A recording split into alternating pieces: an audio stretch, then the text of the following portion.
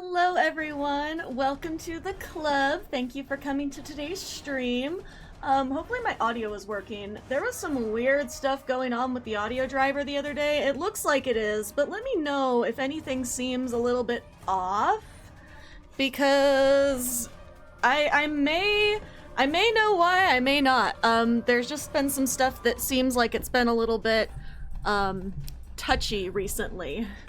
So I'm like, I'm literally like fidgeting around because I just was like doing a whole bunch of shit. But anyway, yeah, I don't know. It was really strange. I was just trying to listen. Well, I was trying to listen to music while playing Star Trek Online, and I was trying to use my headphones for their actual Bluetooth intended purpose. And in doing that, now I've never had an issue with these. These are the ones I got around Christmas time. And I've never had an issue with these, like, with my phone. But for some reason, and I wonder if it has something to do with the fact that, like, Bose has a special app for the phone and everything else, and not that for PC. But my PC hates these bitches. For some reason. And now it's like, it's fine, because they're an upgrade from my previous pair, and also my previous pair, broke into many pieces. Was, oh, I think this is...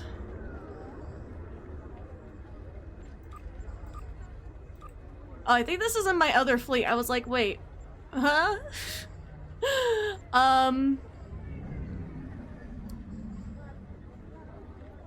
So... I don't know who's in what fleet. I don't know. I know everybody logged in December, so... All of my teams have been logged in since December because of Winter Wonderland. But anyway... Alright. So, I haven't been too bad with the event stuff. I have been so busy, so I haven't been on, like, every day, but I think I'm still good, because it's only the 2nd. Which reminds me, happy Twin Tail Day, everyone. This is cursed, I'm aware. It doesn't go with the headphones. It's kind of like pushing my hair back a little bit, but like I don't wanna mess with it too much, because funny story, this is really not funny, but funny story. So I've had like really bad like dry scalp, like to the point where like I haven't had to deal with like a flaky scalp for like years, but the past like several months it was getting really bad, and so I tried a new shampoo that was supposed to help it, right? Like, because there's like it's a custom formula, let's go, you know? And then turns out that custom formula, oh, it's so good for your hair, started to make my hair fall out. So for the past like month I've been using it, my hair has been actively thinning, and I was like, oh, it's just kind of having a little bit of shedding. No, I'm feeling my hair now, and I'm like, this is thinner than it was a month ago. Like, I need a new shampoo. Like, I'm never touching that stuff again, you know? Like, hopefully there's no permanent damage. I haven't used it long enough for there to be permanent damage, but on top of that, it made my scalp, like, more flaky, you know, the #1 thing it advertises that it's supposed to help with. Now, obviously you can't always trust marketing, but, turns out if you, like, look up pros, like, that's the one I used. It was not Function of Beauty. I haven't heard great things about Function of Beauty either, honestly. It's very hit or miss. So, yeah, and they're like, well, we don't claim that it treats any medical condition. I'm like, yeah, but it shouldn't make something, like, it shouldn't aggravate something, you know? Like, I think I was already getting, like, lightly scented, like, I wasn't, like, pumping it full of, like, a new fragrance or anything, so sensitivity-wise, it should have, like, there shouldn't have been anything in it. Like, I looked at the ingredients, and yet, here we are! So yeah, I'm like pretty pissed about it because anybody with like wavy or curly textured hair knows like you want to wash your hair like max, for most people. It's different for everybody, but like for most people you want to wash your hair like max like once or twice a week. And I was doing once a week, but with this like issue the past couple weeks, I've been having to wash like every 2 to 3 days, and I'm like, this is so annoying. Like it's why it was good that today was Twin Tail Day, because I was like, yeah, the grease that I've been putting on this, I've been using like a scalp oil to try to like tame everything. The greasiness really plays into the nice little twin tails here. But it's not too bad. My hair kind of eats stuff, which like even now as it's like thinned out a little bit, but it's funny because I have super thick hair, so it really doesn't feel like it's too thin. But like I know the difference, and I know I need to be using some different stuff, which reminds me I was supposed to order my new stuff today, and oh, because that's the other fucking thing, like the subscription service thing. You know, you would think it would be convenient if you're using the same thing and you get it just mailed to you and you don't have to remember to order it when you're running out, but the bottles are like 8 ounces or something, and each product, like the product range like ranges from about like $25 to $40 depending on the product, and like what the hell? Like there are so many things I could be trying that are different brands for less than that. Cause I, like, when I say never in my life, anyway, this is your sign if you've seen the pros ads, cause I've gotten more of them since I've been going in and being like, because at first I was like, oh, well, just not use the conditioner, cause the conditioner was making my hair, like, tangly. Okay, so I won't use the conditioner. Go and change my subscription. Wait, I'm still losing a lot of hair even though I've switched conditioner. Maybe it's all of it. Maybe it's all of it. Like... crying inside. Anyway, so if you see me, with some weird hairstyles for the next month or so, mind your business, cause that's gonna be me protecting my hair from more bullshit.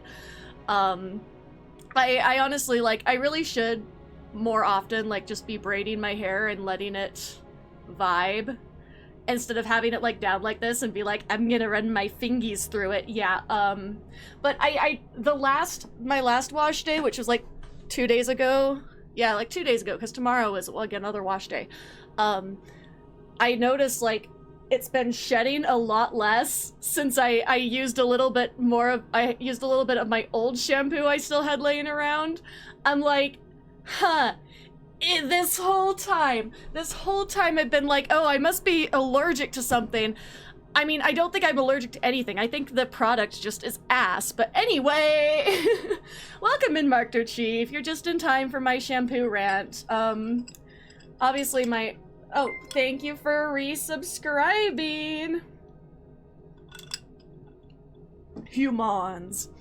It was so funny. Okay, so I'm gonna like do something for my daily. You know, I haven't played Battle of Wolf 359 yet. So thinking about it. But anyway, on like the rest of my tangent, cause Pope said humans. So last night I GM'd, like, so I've GM'd STA like sort of like 2 or 3 times by now, but honestly last night was the first time I've GM'd like a serious session.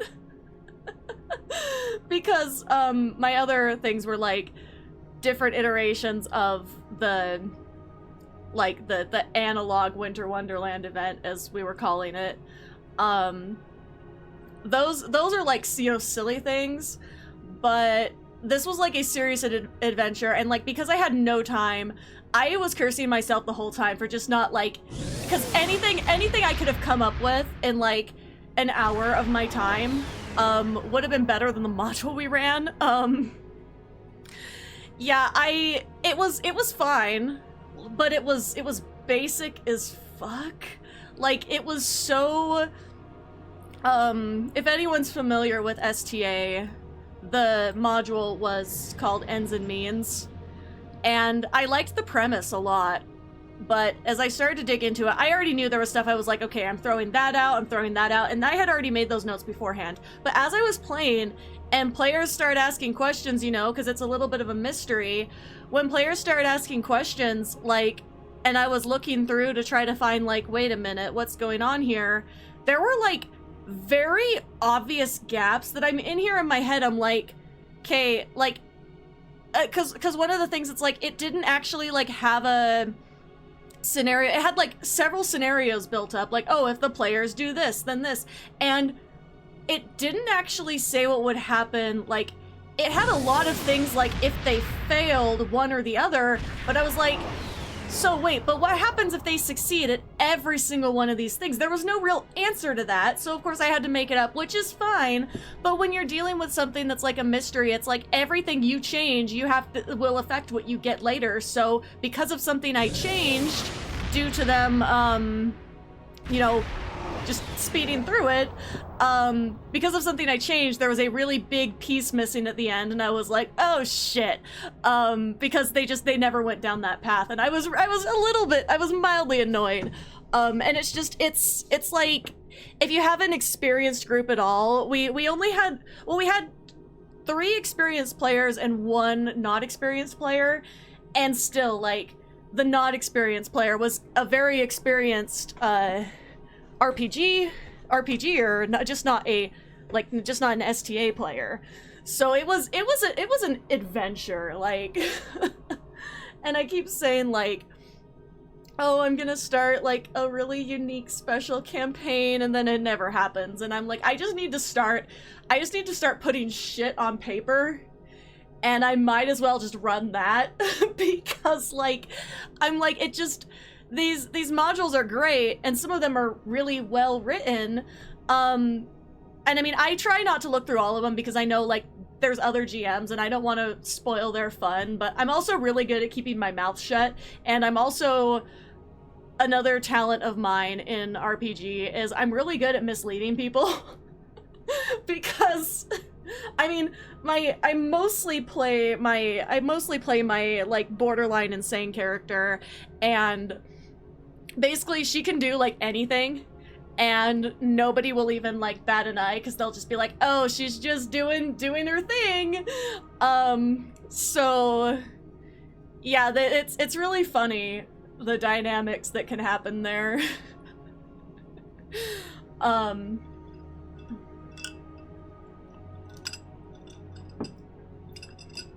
Yeah, I have to be a little careful because I've heard more people have been discovering my Twitch channel. It's like, oh, nobody watches me, and most of them don't. So, like, I have no problem talking about my characters. It's just, like, I don't want to reveal the secrets.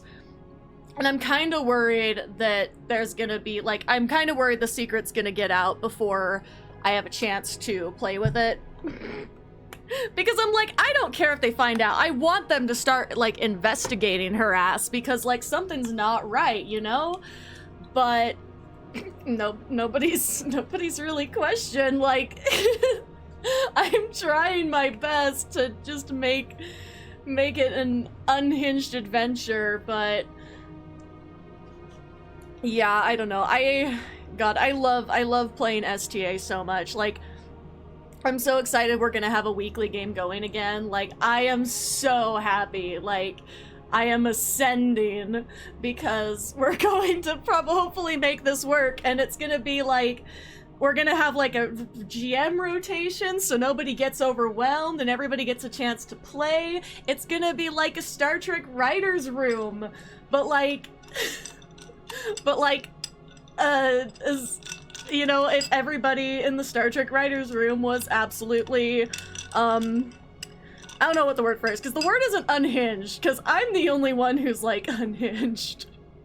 In terms of, like, I'm not really unhinged, like, all the time, but a lot of my ideas are unhinged, like.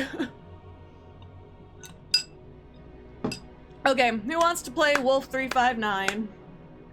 Just sounds like early TNG's production. Oh, I should say also, Star Trek writer's room, but there's like, you know, we don't have to conform to the ideas that are imposed by, like, you know, television rules and all that. So we're not confined by that.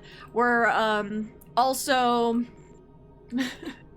we're also not, what was I thinking of also? Oh my god. Oh, there's also no misogynist in the group.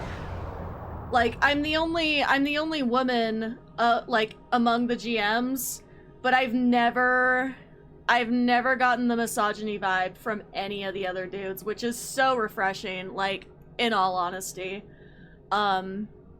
Even yesterday, like, I was so nervous. I was the first one to show up, and we were playing at, like, a game store I hadn't been to before. And, you know, when you are a woman who goes to a game store, like, I was also, like, I was like, not...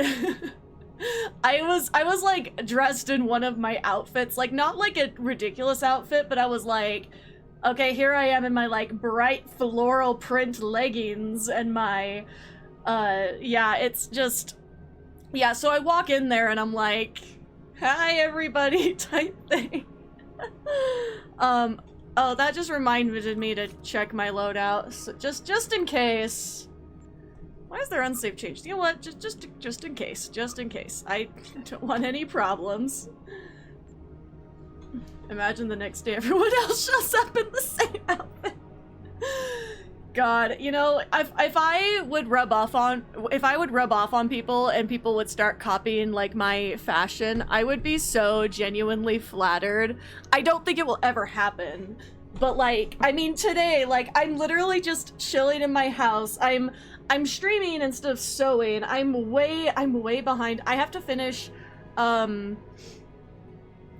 said I wasn't gonna spoil this either. No spoilers until the con. I have tried so hard. I am keeping my costume, my song, and everything else. Everything is under wraps. Like, no one will know until that performance day. I'm literally, like, telling my backup dancers, I was like, you cannot post our practice to social media. Like, if you post any practice pictures, they cannot have any of the costume in it. They cannot have any of the song in it. Like, I am going to such lengths because I was like, I need to prove that for once I can actually not leak my own shit, because I do it all the time. I'll be, like, on stream and I'll be like, oh, so my new song, I can do it just once.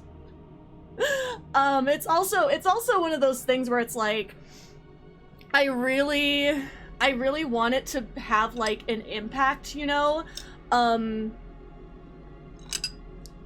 Because if everything goes well, it is going to be like the shit.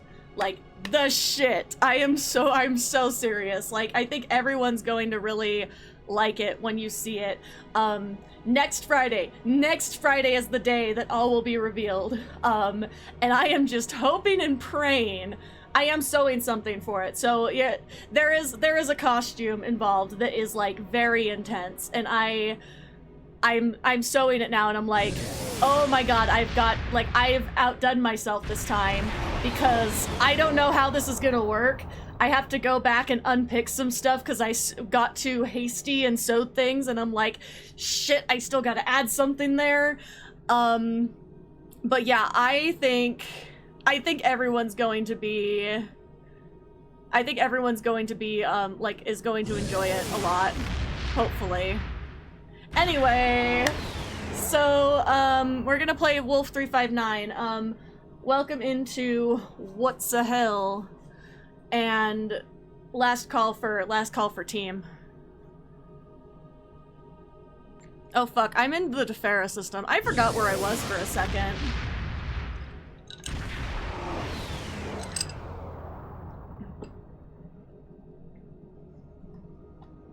But no, the Tom Holland jokes are like exactly what I'm trying not to be, because like I do it all the time, and I don't even think like anybody cares, but like I know for a fact that like the local community's eyes are on me, like which is fine. I'm glad that everyone's admiring from a distance, but it gets a little bit of like, you know, when people are watching locally, it's like, unfortunately we don't have the best community locally. Like, it's a little bit toxic. So I kind of get worried, like, that stuff's gonna, like, go on with other people. And, you know, I just don't have any interest in the drama. So I was like, if I don't give anybody any information, there can't be any drama. So it's like nobody. I don't know. There's a lot of stuff that goes back and forth, and not all of it is like founded. And I'm not going to be specific on this, but there's a lot of stuff that goes back and forth of like people stealing other people's ideas, and I've seen it happen. I've definitely seen it happen. But the irony is that some of the people who like seem to like act like people are stealing from them are the ones who have been doing the same thing for like a while. Like, you know, and it's not. And I know that there are people who will say that it's not intentional, but I also know that the amount of like internet stalking people do on their peers locally, I'm like, where do y'all get this energy? Like, you know, I like to be friendly with people in the Utah Idol scene, but I'm like, where do you get the energy to be stalking people to this level? Like, that you know, like, every performance they're doing, like, you know, like, all of their songs, like, even when they don't post their set list, like, you know, like, you figured out their set list somehow. I don't know. I'm like, I'm not leaking my set list. I'm like, y'all can have fun at the con. Like, also Cries, and I'm in 4 events, and 3 of them are organized by me. Haha. Anyway, okay. Wolf359, if... Is Taria ready? On bridge? Oh, okay, well...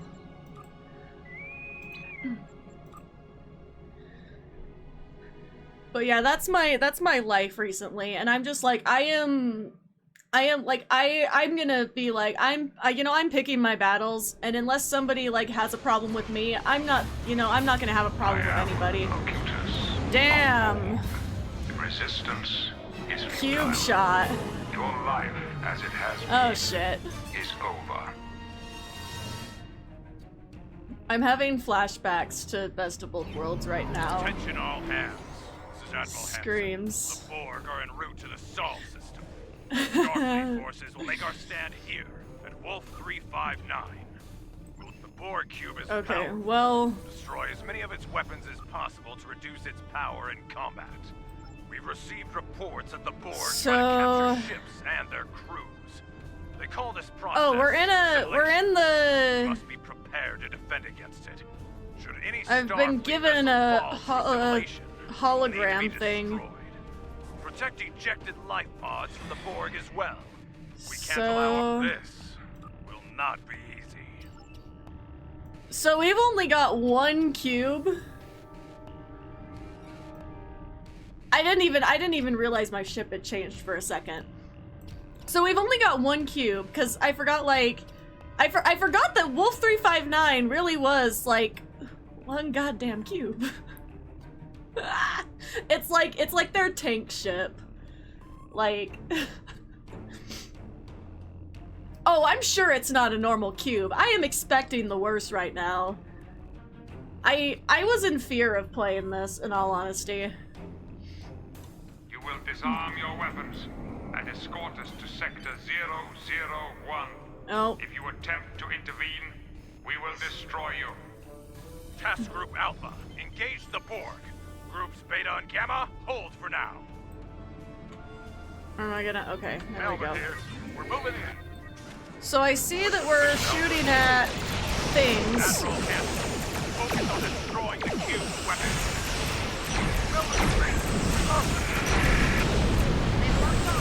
The Yamaguchi is moving in to assist. Okay. I can't see behind my mic. Protect the life pods. Some of them are carrying civilians. Oh god. Where are the...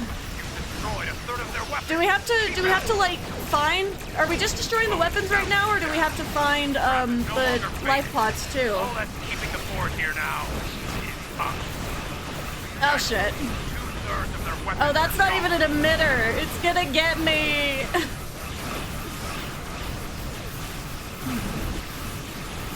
Zaddy Locutus. Oh, I forgot to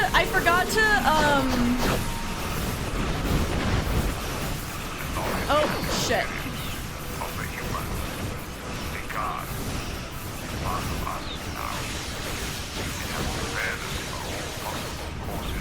don't know what I'm shooting at. Oh, just the cube? Why am I not targeting it? Or are we just... I'm confused! Oh, there we go. Okay.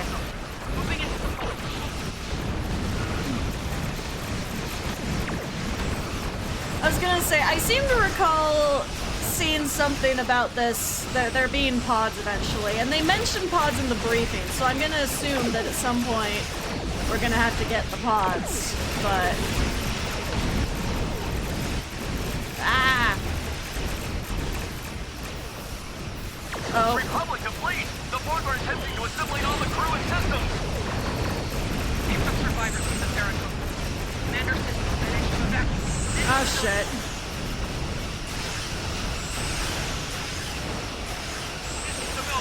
This is like my worst nightmare in a TFO. I hope you all know.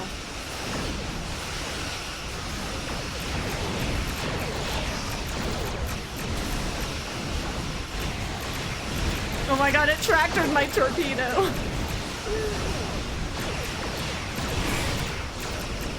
Oh god, there's two of them. There's two of them.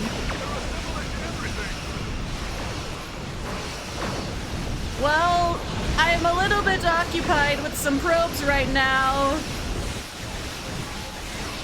Why are there two of them? Stop assimilating. Die. Oh fuck. I better not die. Oh shit. Oh shit. Well, this isn't going well for anyone.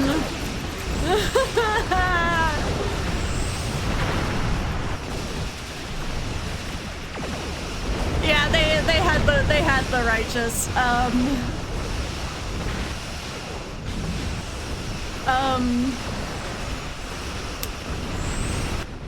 Well, I am no help until I... Alright. Repaired and ready for action. Okay.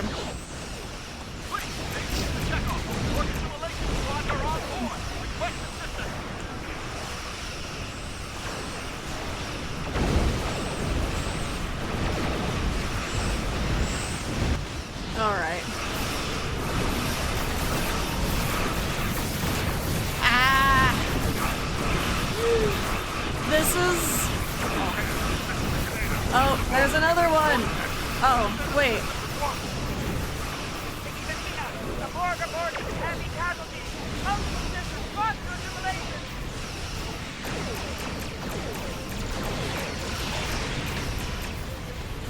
Is there more, or...? Okay.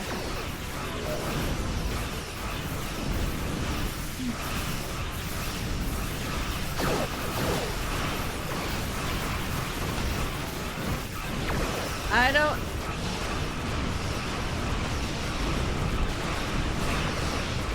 I'm rescuing escape pods and I don't know why... This is the Anderson. We're being boarded. Repeat, the Borg are heading...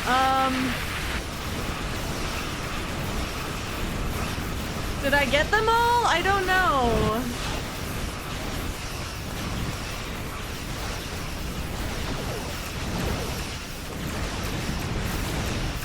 Oh, of course there's spears.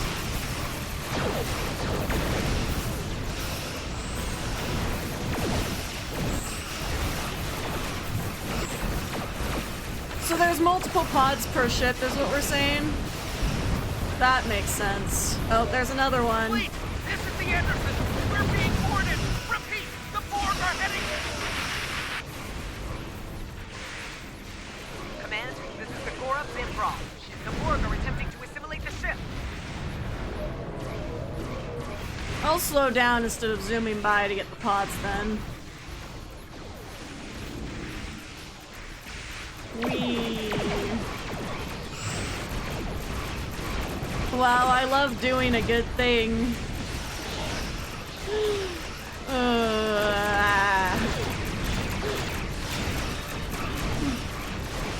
No, I was saying before that, like,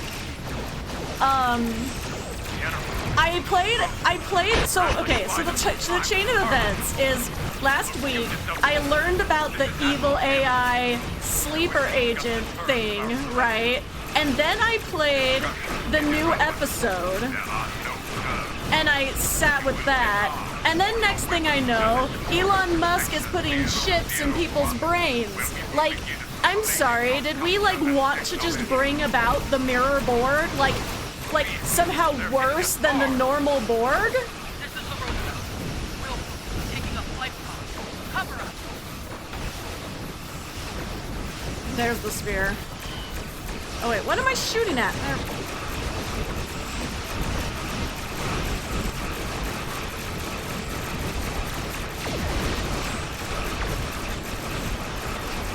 Ah! This thing really hates me. I mean, not that it's fond of anybody right now, but...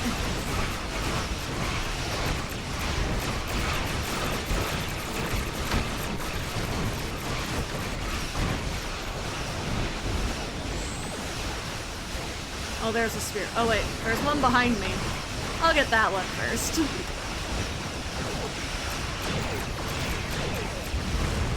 That's the last of the spheres. Focus on the cube.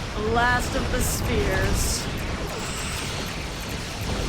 Alright, now we can finally get the cube, like, properly.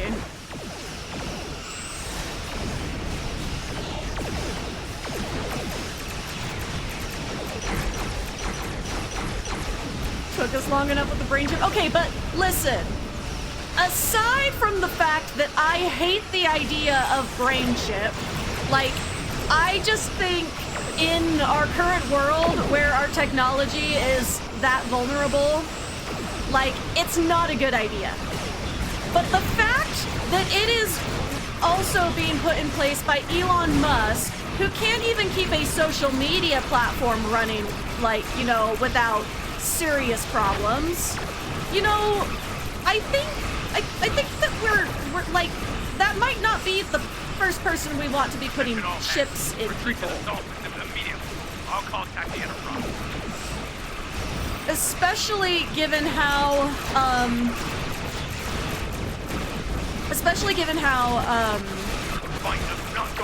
God, my brain is in two places at once.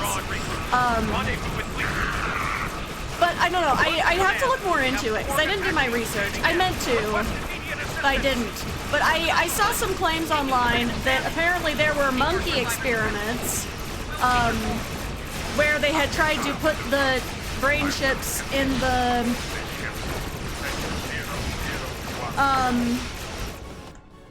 oh.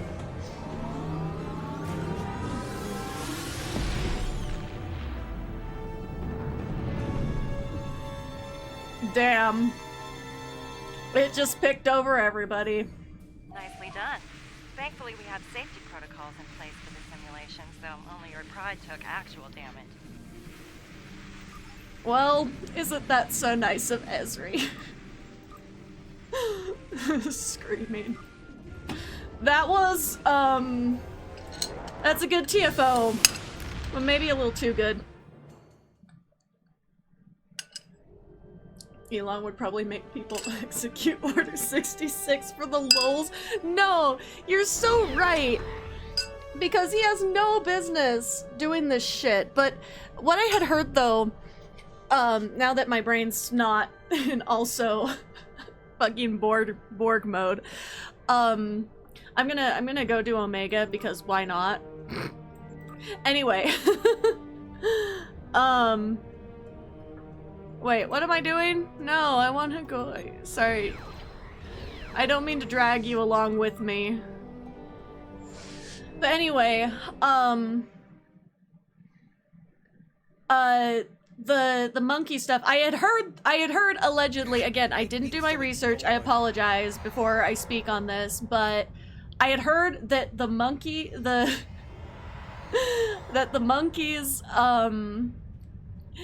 did not fare well with the experiments, and I'm like, I am already against animal testing. I frankly, like, unfortunately, not every product that I own is like completely cruelty-free, because there's some stuff that there's not. Like I got like so annoyed because I was at like when I went to a dermatologist, like this was like a year ago at this point, because the dermatologist wasn't very helpful.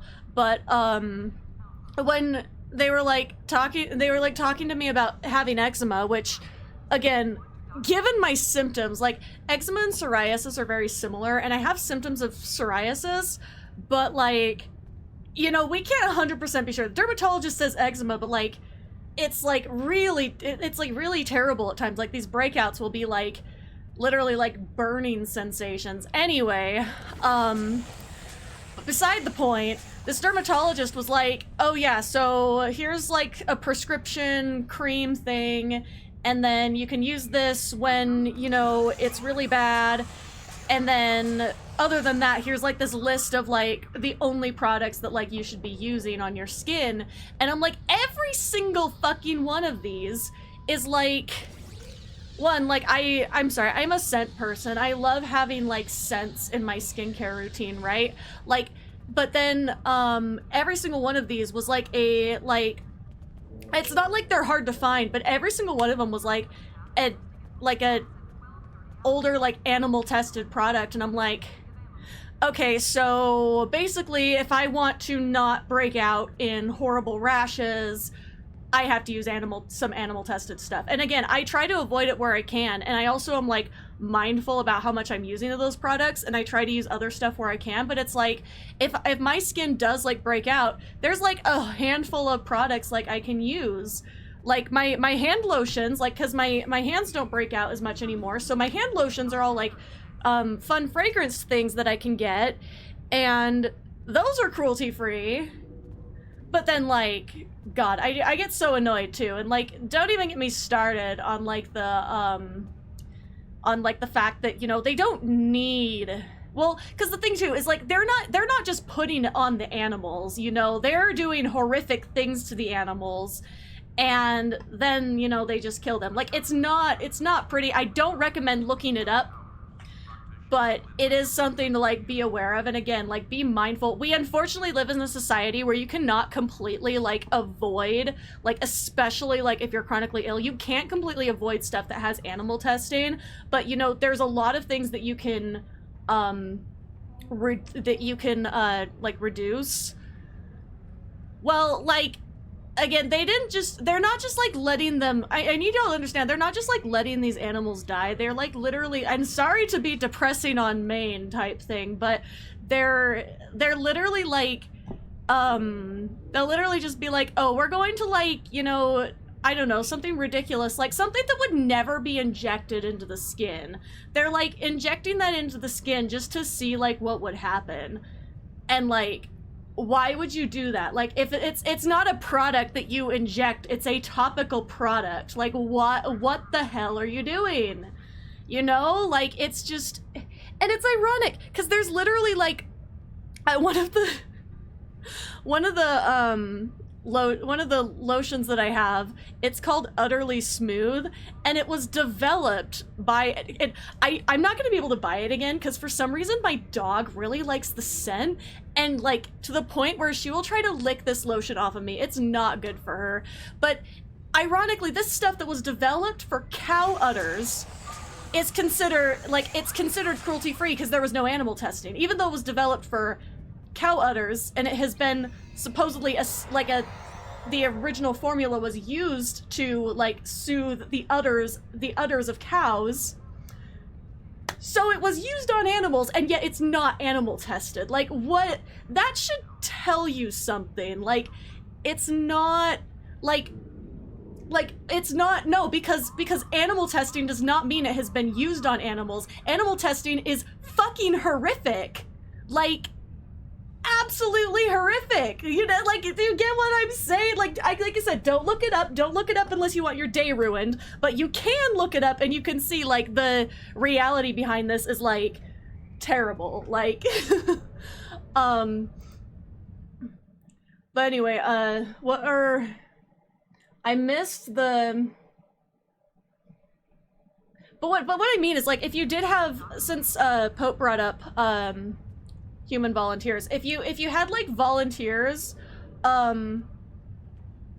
like, you know, use the product as directed, you know, you wouldn't have these problems, because again, like, I need to emphasize, they're not just putting the product on the animals. That's not what animal testing is. But I'm reading, in 1958, scientists want to know what happens in the brain in the moment of climax. Oh no! That's like... that's cursed knowledge. Shall we play a game? You might... Yes, get on. Sorry, I am getting Vulcan... Maybe? There we go. Just making sure it was the same. But no, again, there's no reason to be like, again, like, you know, if somebody puts it on their skin, well, but also the thing is, it's like, if it's not formulated for, you know, like, we like, as a society, generally know, I'm not saying I don't think we should test anything on animals in the way that we are currently going about, like, animal testing and stuff, like, and I shouldn't say we, but I mean, there needs to be like regulations around a lot of it, because, like, again, you have like, these tests are not being done, these are things being done to like finished products that don't have any ingredients in them. But the thing is, there also is, like, if you're trying to test like a skin reaction, there are like things you could probably do. Like, again, like, what, we're at the point where we can grow organs, but we can't grow like some flesh to test on, like, that doesn't come directly from an animal. Like, and I mean, again, don't get me started on everything, because I'm not even like, I'm personally, like, I'm not like a vegan or anything, you know, but like, I am against animal testing, because I think, like, again, as a society, we have moved past the need for torturing animals for, like, our own gain, you know? And again, and I understand that there will still be things that they will never fully ban it, because capitalism, and again, capitalism is not breeding innovation in this case, because there are ways, you know, we could go about it. Like, if we can 3D print, like, proteins, we should be able to 3D print things, you know, to test on that are not, you know, that would behave as if they were those same tissues. Like, there's no need to let a creature with a, you know, actual brain suffer. Like, I wouldn't say, like, even though, like, I'm not gonna say, like, you know, bugs are the same as, you know, like, dogs and cats, but, like, I don't think it's ethical to take any living being and use it for, like, our, you know, so we can have, like, a makeup product, you know? If you listen carefully, you can hear the Vulcans droning on. But like I said, you're not gonna get like accurate reactions anyway, because those animals are in a state of like constant fear. Like, they're not gonna be like biologically like, you see what I'm trying to say? Like, if they're constantly being like in a terrible situation, like, you're not going to be able to gauge reactions properly anyway, because, like, again, you are like, you know what, it's just, there are so many issues with it, and it's like, and again, it's like, unfortunately, there's a little bit of the thing is like, you know, if humans use it and they get like a bad reaction, okay, so well, that's the thing too, is like, but that's the thing, is what I'm saying is, again, breeding innovation as a species, I think, you know, we should at least, you know, look into that stuff. And right now it's not being looked into because it's just kind of accepted that we do animal testing, right? Like, and it's like, and also the problem too as well is that you cannot gauge, like, yes, you can do some things to mice and do that, but that's what I'm saying is if it wasn't a matter of money, again, we should be innovating. I believe in like just again innovating as a species and trying to be better. And I'm not saying that I sometimes like I have like well, you do have the issue a lot of the time when you have like trials like that, you have to pay the volunteers and you have to pay for the animals, but you don't have to pay the animals, you know. But I'm just saying, like, you know, if we get our priorities straight as a species, like I'm not arguing about the cost. Obviously it's cheaper. Like that's not what I'm talking about. I'm talking about like when I put things like when it is something that I do not need. You know, why would I choose something that an animal has suffered for when I could choose something that is not?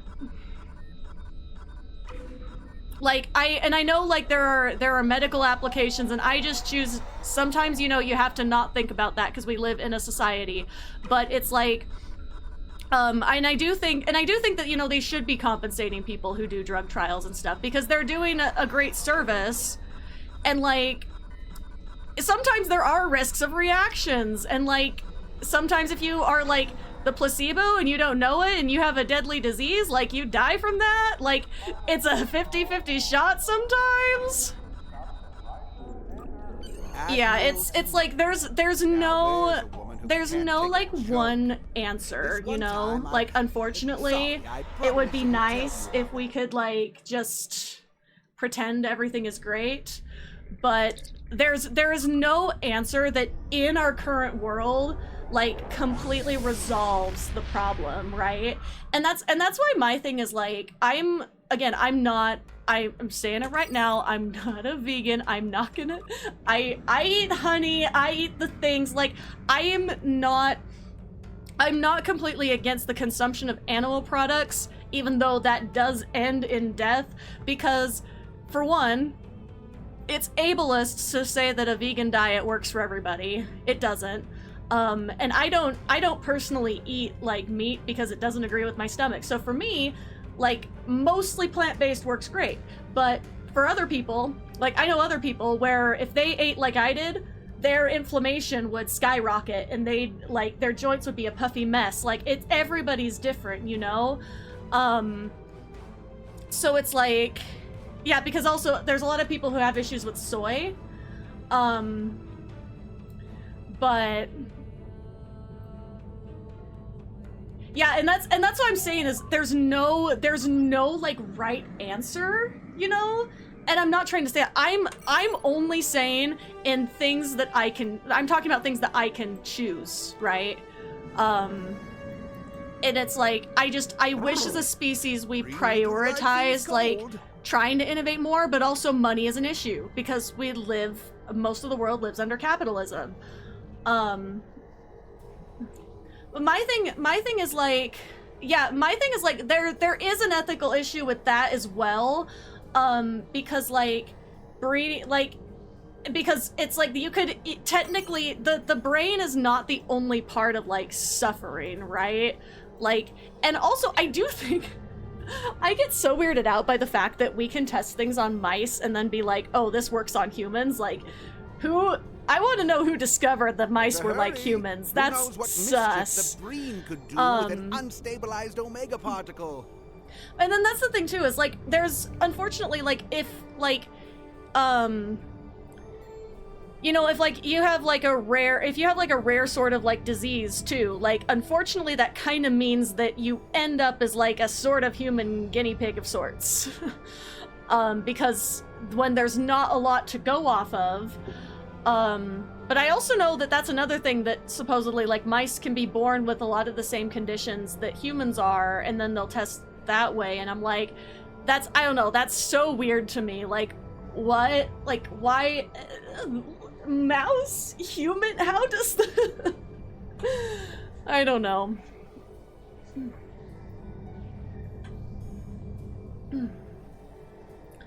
But yeah, there's like... Here's a joke. but like I said, it's like there's What do you call a it Cardassian really in is charge so of a dependent on the sailing ship? situation. And like my thing is also, it's like, you know, I have a lot of issues with like factory farming, for example. I'm not gonna tell people not to do it. Like, again, I am all for, like, I am a very big harm reduction person because I understand we live in a fucked up world. So, you know, harm reduction for somebody might be like, if, you know, somebody who doesn't eat like a ton of meat, when they do eat it, they're like, oh, you know, I will go get this from a local farmer where the slaughter is more, I don't know the right word here, but the slaughter is more carefully monitored, so there's not those same like abuses going on that happen in like the factory farming sort of industry stuff. And I've also like I have been to like dairy farms that are like local sort of things, and like they're generally like even with the whole of it, you may or may not agree with, but it's like when it comes to like the dairy cows that I have been around, like most of them are treated very well, but these have been like smaller farms. They're, you know, that doesn't always happen on massive farms churning out so much milk, you know, they don't know what to do with it, right?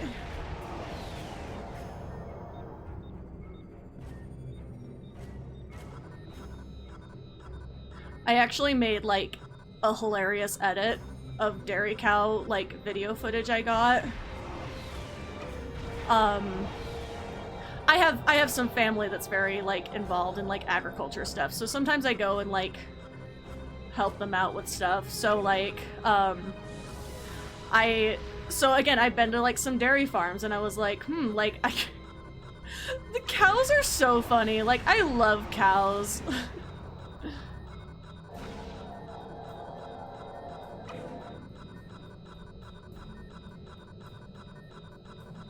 I made some of like the funniest edits. Like, I wish I could show them, but I don't think I can because like it's my footage. But like, I did it for something. Well, let's not get into a thing. Oh shit! My inventory is full.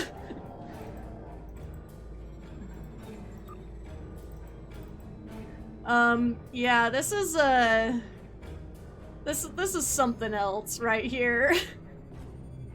I still haven't unpacked like Protostar set. I'm like, you know what? I'll grab a few upgrades. They're not the best upgrades, but I don't really need the skill points. I haven't spent the ones I have. And then I'll grab some specialization points. Because I have a bunch of these and I don't know why.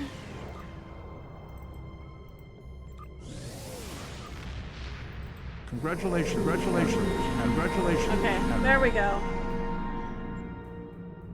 Alright, now there's some space here. Oh no. Okay, anyway.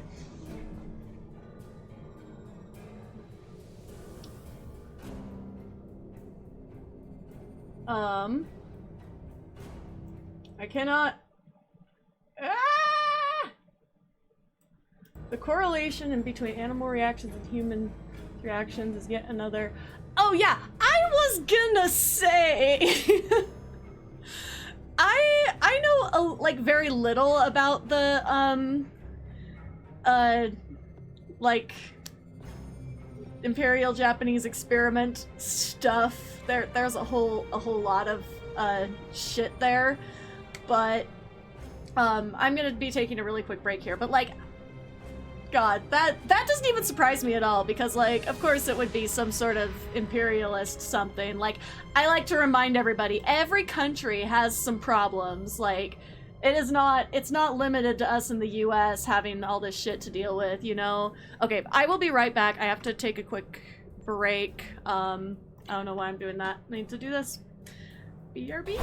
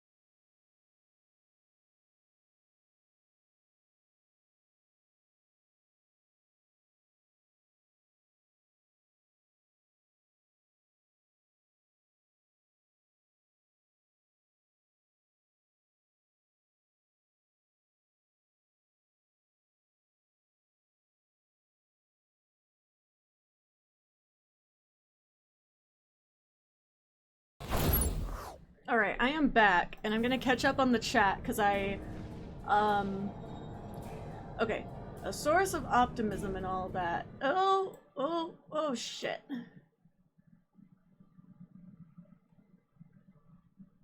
Oh, there we go. There's my... No, okay.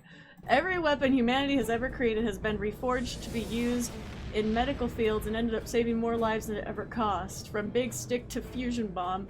From big stick to fusion bomb. What? No, that's interesting. I mean, I hadn't really ever thought about that before, but just making the connections, that seems like, that seems like it checks out, you know? Because there's a lot of like weird things, like, you know, like, I don't know, sometimes like I wonder, like, who was the first, like, what went through the people's mind who like discovered some of this stuff that, like, now some of them, like, it's not a big surprise. Like, I feel like I kind of completely understand how like ADHD meds became a thing, because that to me is a very logical, like, here's something we notice about people, and then here's like, you know, amphetamines. So God, but it's also like, I wish, like, it's another area I wish that sometimes there would be more innovation in, because, like, not everybody can just take stimulants. Like, I take them, and I'm like, every day I'm like, if I could take anything else, I would not be on these. And literally anything else, because they have so many side effects. Like, they mess with other meds that I'm taking, like, that I have to take. Not like they mess with them, like they interact, but it's like, the side effects are not friends with each other, you know? Yeah, I already had, like, all the emotes because I'm a fiend for Omega event. But anyway, I messed up. Anyway, to be...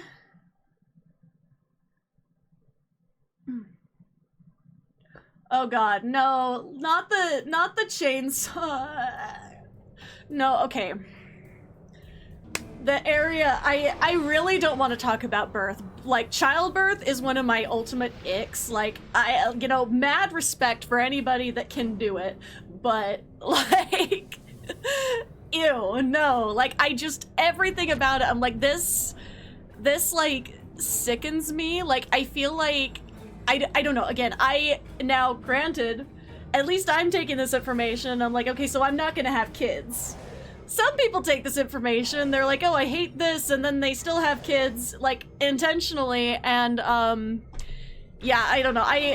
Given the way our country is going, I have to wonder if the people who are getting, like, elective surgeries to not have to worry about babies anymore, really are starting to make a lot of sense. But I also, like, really don't want surgery, like, unless it's necessary. So, like, I'm not feeling like I vibe with that, you know, but but it is something that makes sense to me why people would do it, because, like, then you just don't have to worry about it later when they're like, oh, well, you can't get an abortion, so you just don't. I guess it's like, it's not even like, because, to clarify, like, I'm talking about, like, when they say, like, you can't even get an abortion to save the life of the person who is alive. You know, that's an issue. Anyway, but I was gonna say, bringing this back around to sort of Trek, I thought about this tie-in, and I kind of just lost it. I literally was thinking about something to tie in. I will just remind, as well, I will remind sperm providers that a vasectomy is a lot less invasive than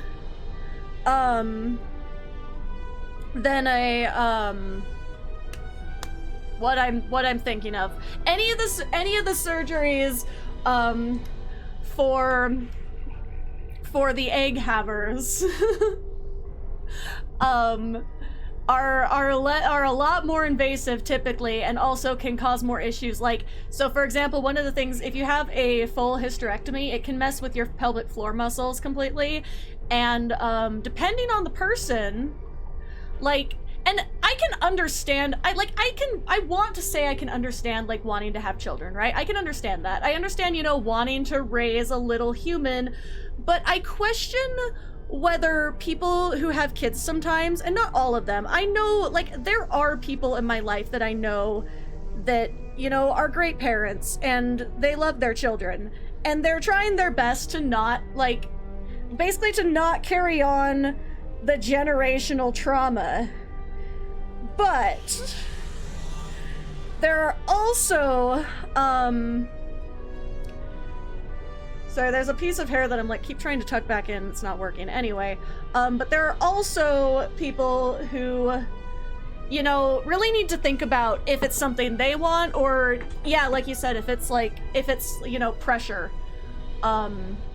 You know, if it's something that you want to do and you want that for yourself and your life goals, then cool. But it is a choice, and it should remain a choice. But yeah, because that's the problem, is that even people who could be good parents will sometimes get pushed into it, like, too early. Because, you know, the longer, like, there are technically risks associated, like, with having a pregnancy later in life.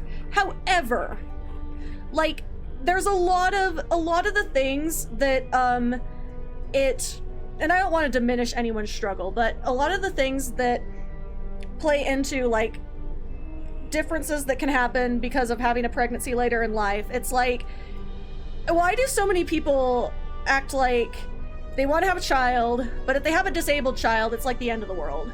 You know what I mean? Like, I'm just saying.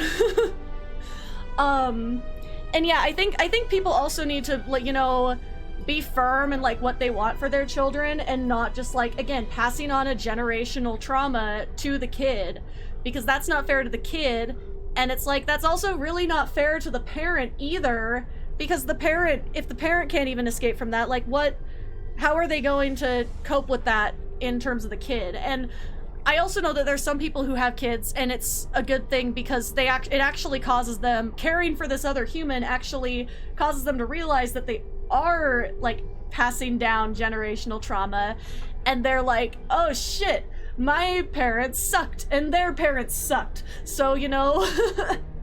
And I can't relate, like, I'm sorry, I used to be Mormon. Of course there's generational trauma, but like, I have actually a decent relationship with my parents, which is funny considering I'm neurodivergent, queer, and all the other things of, like, basically, like, all the daddy issues stereotypes all in one person. But I don't, like, I have a fine relationship with my parents. I mean, I live with them and it's chill. Like, my mental health is actually better here than it has been for the past couple of years. Because, I mean, people in general just kind of suck. Like, in all honesty. Yeah, no, literally, like, it's hypocrisy at its finest. And I was thinking of, like, some way that I was thinking about this tying back into Trek, and I don't remember what it was. I don't know what I'm doing now.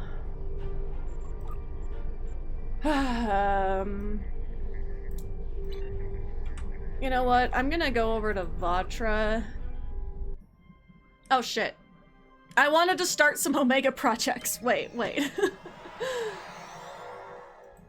No, and exactly, it's like children are, like, that is not, like, you're not just having a baby, right? You are having another human.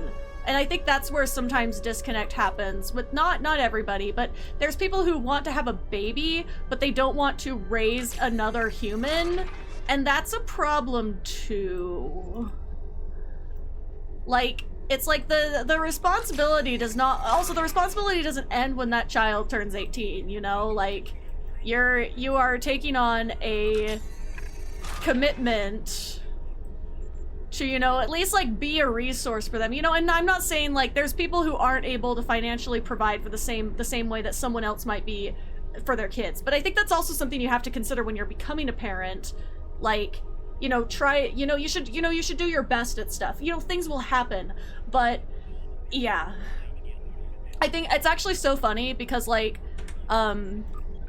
people will straight up like ask me like how many siblings I have when they hear that I'm ex-Mormon, because they assume it's like 12. I only have one sibling. That should tell you that my family's actually not like insane. We're all neurodivergent, but we're not completely, we haven't completely lost it, you know? We need to get off to Farah. Somehow using the core belief of don't be a hater to be a hater. You're so right. You're so right. I think it's funny too how there's a lot of Mormons that'll be into Star Trek, and I am not calling out anyone specific because I mean, I'm in a local Star Trek club. There are Mormons in it, and I'm not shaming them specifically. I'm talking about, like, there are people in the state, in the greater state, that, like, I have issues with the way that they interpret Star Trek, because I don't think they, like, I really don't think they watch the show. Do I have time to... I might have time to run one of these episodes. I was trying to get through... Right, I was on this one. No, maybe I'll just run some TFOs.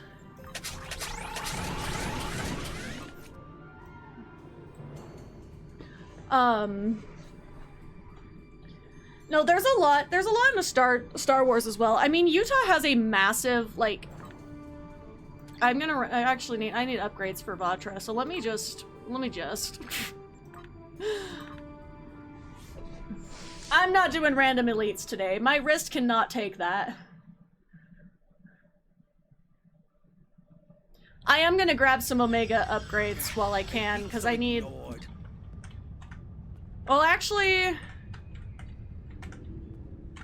I don't even need the quest to go do Omega, do I? I don't even need it. I'll just go around and fight there. God.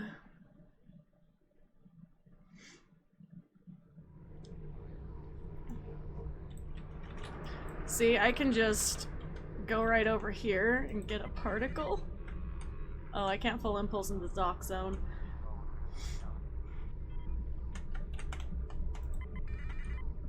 No, Utah's nerd community in general is really huge. Like, it's why we have a very, like, we have a massive, essentially Comic-Con. They're not allowed to call it a Comic-Con because they got sued, but, it's essentially a Comic-Con, and it's pretty big. Like, we only have the one that's really, like, not like an anime convention. We have other anime conventions, but we only have the one. I wish, like, something would pop up that was like a smaller, like, sci-fi sort of theme or something. There's been, like, murmurings of something like that happening, but I'm like, anytime someone, like, says to me, like, what the hell? Why'd it stop me? Anyway.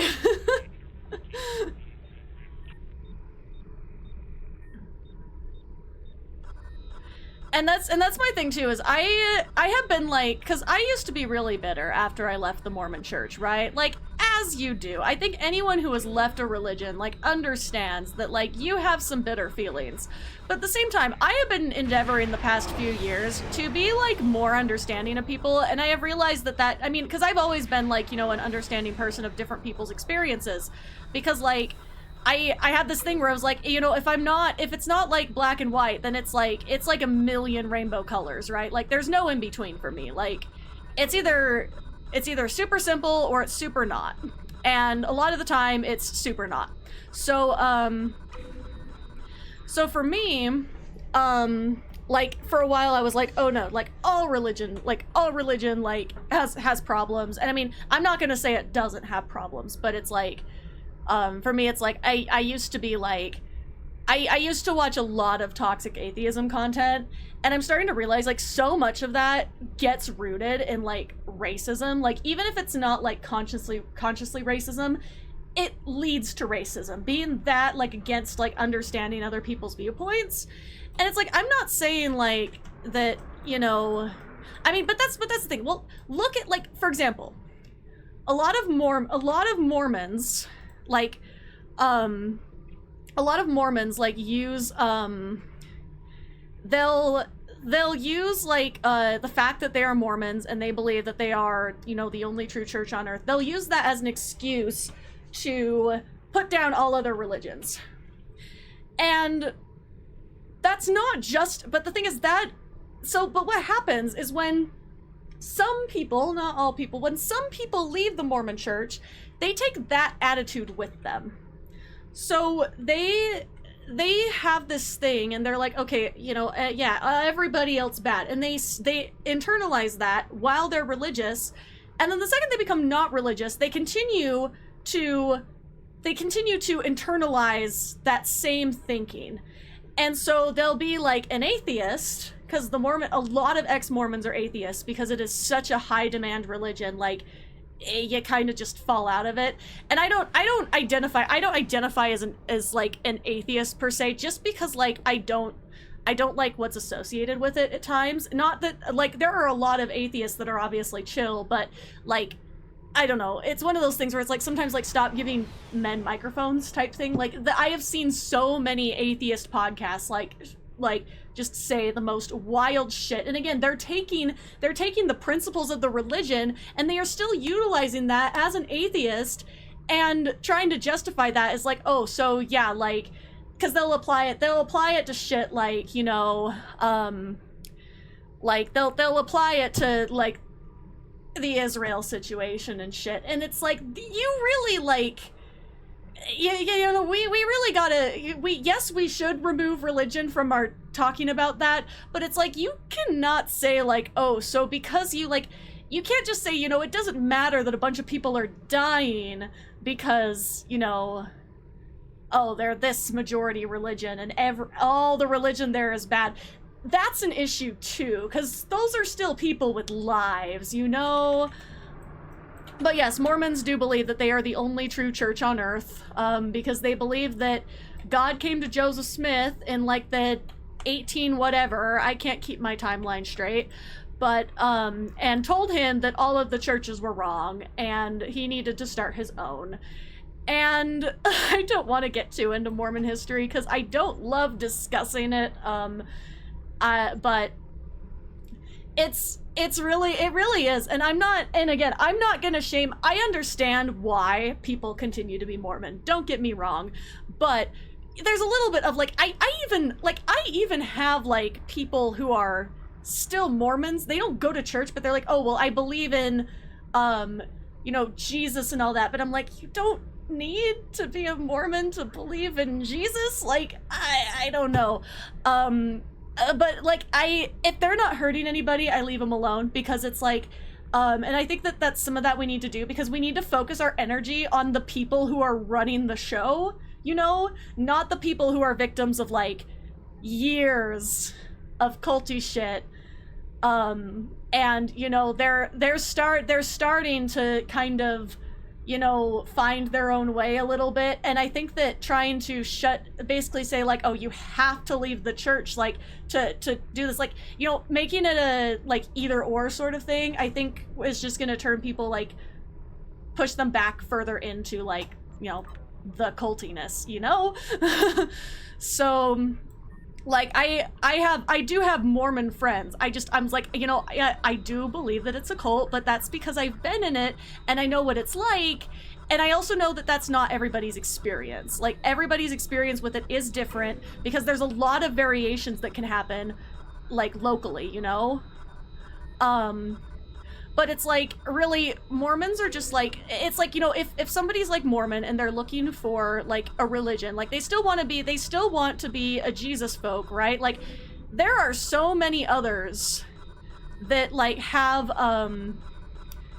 they basically would have what they want. Like, it's like Mormonism is not giving them anything that any other religion, any other Christian religion would not. Except for, like, there's a few, like, doctrine things. But even those, it's like, you know, if you want to believe in stuff, like, I don't know. Maybe it's just because I don't fully understand it. But I think, like, exploring, like, humanity's, like, religions can be interesting. But we need to, like, separate, like, you know, we shouldn't be using, like, religion is 100% personal, and the second it becomes not personal and it becomes, like, you know, like a hive mind, then it's dangerous. You know, that's my take on it. Mormons are the people who thought what I call the Desert Trilogy needed another iteration. Yeah, sometimes I think about just making, like, a bunch of ex-Mormon content, but then I remember, like, I live in Utah still, and I do have to play nice with the Mormons. Like, even, like, doing streams like this where I talk about this, this is not the first time I've talked about Mormonism, but even that is, like, dangerous to my brand, technically, and that's why I'm saying I was like, and I'm not bullshitting when I say I try to be respectful, right? But I also have my experiences, and my experiences are very personal to me, and I have strong opinions formed from those, and I feel like it's not wrong to speak about those, even if some, like, most people in the state would heavily disagree. But fun fact, we are getting somewhere because Utah is no longer majority Mormon. It is said that only about, like, less than 50%, which granted, this is a state that was founded on the Mormon religion.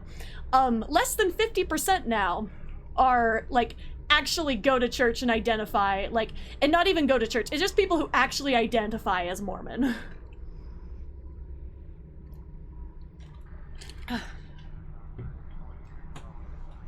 But my other problem with Mormons as well, you know, that one true church thing, is again, like, it starts to get a little bit, like, racist and stuff, and also, like, they had to be told multiple times to stop, like, so Mormons do, like, baptism for the dead, right? They had to be told to stop, like, to stop doing that for Holocaust victims, you know, who died because they were part of a religious group. Yeah, that's shitty. They had to be told multiple times to stop that, and allegedly there is not, like, 100%, like, anything stopping it from happening, which, like, you know, it's all, like, you know, if you don't believe in it, it's all symbolic, but the principle is still there. It's disrespectful to the memory of Holocaust victims to be doing that shit. But because it's Mormon doctrine that, like, when you are baptized by proxy for someone who is dead, that they have, like, the choice to accept that in the afterlife, to accept the, like, true gospel or whatever. I'm getting so distracted and doing the very well here. Okay. All right. Anyone want to team up again for something? But I think also I think what's meant is meaning the Torah. I haven't seen it spelled that way before, but honestly I could be wrong because I don't know a lot about Hebrew. I thought it was like Torah, but I could be wrong. I am open to being wrong.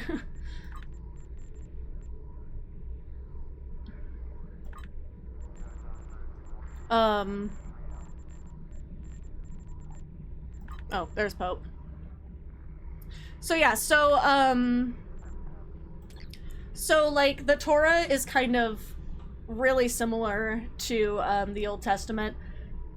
I think they're basically the same. I know there's a difference of opinion whether they are the same, but they're mostly the same from what I have seen. Again, I went to again, as a not religious person, I went to see a pastor speak on the history of Gaza. And it was really interesting because he you know, he used the Bible, but again, because I came from being Mormon, yeah, I think it was just a typo, so, you know, no big deal. I was just clarifying. I think that's what they meant. But basically, what was I saying? So basically, like, I'd never seen, I had never seen, like, someone, like, as an ex-Mormon, the only version of the Bible that I have experience with is the King James Version. And I have known for a long time that that is not the most accurate translation. There are better translations that have come out since. And the King James Version is just so over the top, like, ridiculously flowery that half of it, you know, it loses a lot of the messages it has in it. But it was interesting because, like, again, like, just from, like, a history perspective, and, you know, talking about, like, you know, there's DNA stuff and all these other things that they can, like, kind of try to form some sort of picture of what life was like back then. I don't know, it was very fascinating, and also it was great to see someone, because Christian Zionism is a huge problem around here. It was very refreshing to see someone who is very devoutly Christian, not Mormon, but devoutly Christian, you know, say, like, hey, we should, you know, take a step back from this and not just enable things just because we're told that's what we should do, you know? Like, because it's like, you look at the religious texts and there's not even, like, like, in the Old Testament, there's, again, and in the Old Testament and Torah and stuff, there's, like, he's pointing out, like, there's not a lot of this stuff that is being used as an excuse, like, doesn't really make sense in context, because, again, when you put it with the historical record, it's like, again, like, blows my mind every time, and I don't want to get into it, because I already got into it with people last night, and I got a headache from it. And those were people who didn't disagree with me, you know? Like, out on the internet, it's some scary shit here. But, okay, did we want to do randoms? I really don't want to do random elites. But I'm gonna be on for 20 to 30 more minutes, so we have time for a couple. We can either do random advanced, or I don't know. Or if we want to play something fun. Like, okay, we just want to do randoms? Okay, that's fine. Wait, I'm on Vatra. I needed to upgrade her, and that's why I was doing the Omega upgrades, but did I get all the... shit. Wrong thing.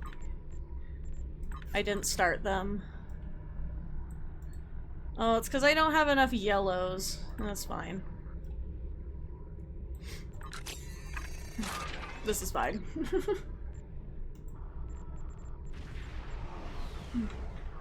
Random elites can get you Corfez. I have not touched Corfez ever. And I don't want to. I don't want to. But yeah, sure. We'll play in Eye of the Tiger. No, like, I am like willing to admit that I chicken out of a lot of things in this game, and I am okay with that. Especially on this tune. If I switch to my other tune, then, like, I might be a little bit more willing to try it. But I need to be building. I made Vatra to build her up more. Anyway, we'll just do advanced for now.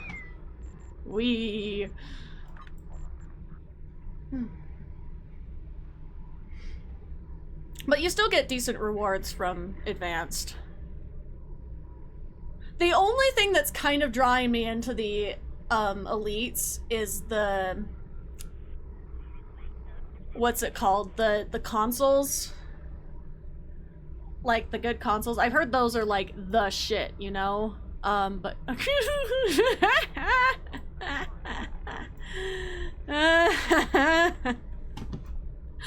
I'm sorry, I'm so easily amused. I have had like a headache all day too, and it's because, granted, it's because I started on shit with people last night, and it wasn't an argument, it wasn't even an argument, but like, I get so stressed out by shit that's happening in the world, And that's why I come on here and we get Jazi rants, because it's like everything on my brain right now. So yeah, I don't know. We if anyone can think of a Star Trek tie-in, I was like over here thinking about Deep Space Nine, which reminds me, my Discord is still compiling a 2024 Star Trek watch list. The Borg are using reality warp. Looks like they're sending. Oh, okay. We're doing Starbase 1. So yeah, basically, basically, I have been thinking about Deep Space Nine a lot recently, like a lot. Especially because where are they? Oh, I was like, where are they? There was a slight delay as to where they appeared. I forgot I'm in the big chunker slow ship today. Like, damn, okay.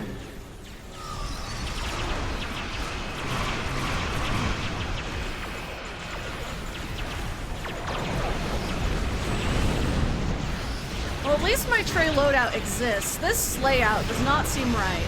I don't think this is what I had to save.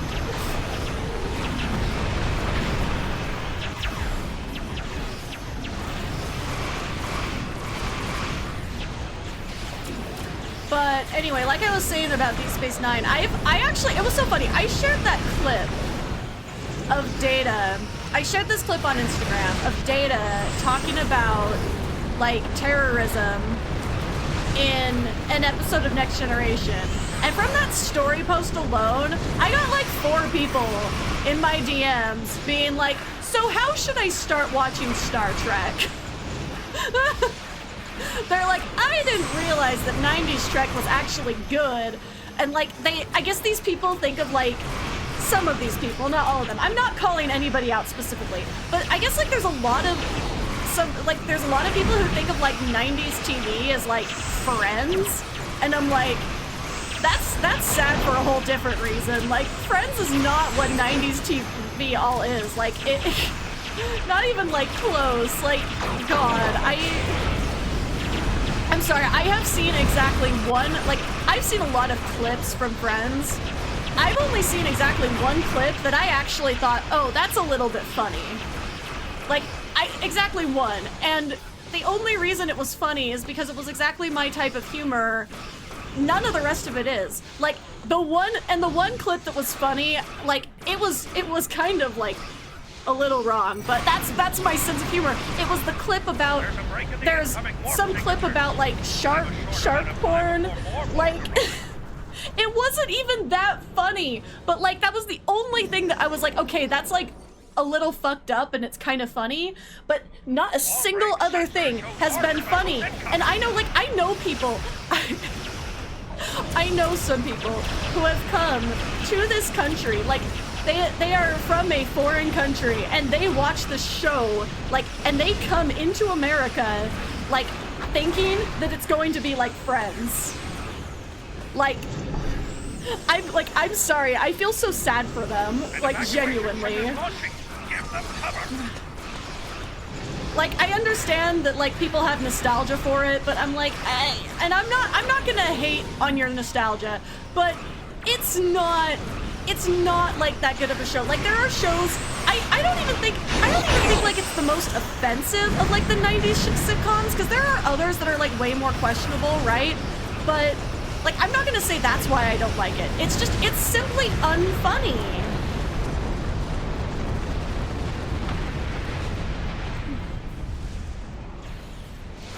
BTAS, wait, what are we talking about? I probably know the show. I don't recognize the acronym off the top of my head right now.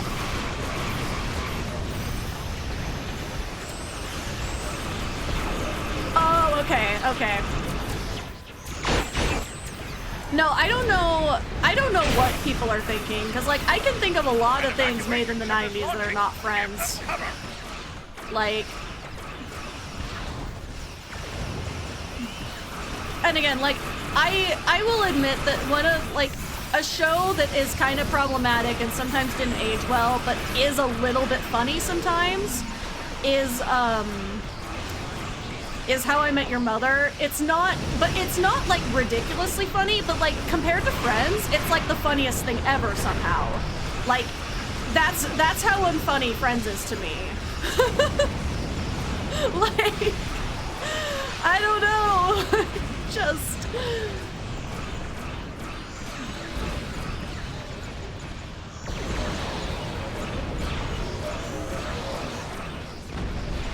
An evacuation ship is launching. Give them cover. God, I miss my raider. I need to get back in my raider, but also the new event ship is gonna be much better than my raider, most likely. And I like this ship aesthetically. I don't like flying like chunky ships. Like I would take dying more often. Why am I sensor analyzing this is that the starbase? There's a break in the enemy formation. Get into position to prepare for the next assault.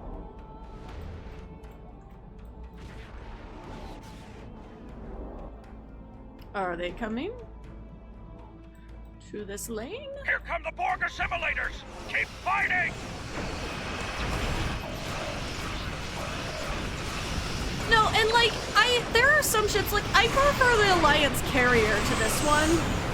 I think this little ability is fun. See, I like this. This is the most fun I have in this ship. See, and now oh, there we go. I like this ability, but otherwise, like, An evacuation ship is launching. Give them cover.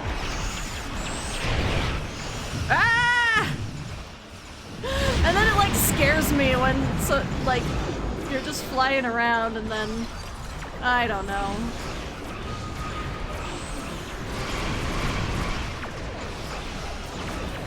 But no, I just like what a sad life you must live to not know Star Trek: The Next Generation is great TV.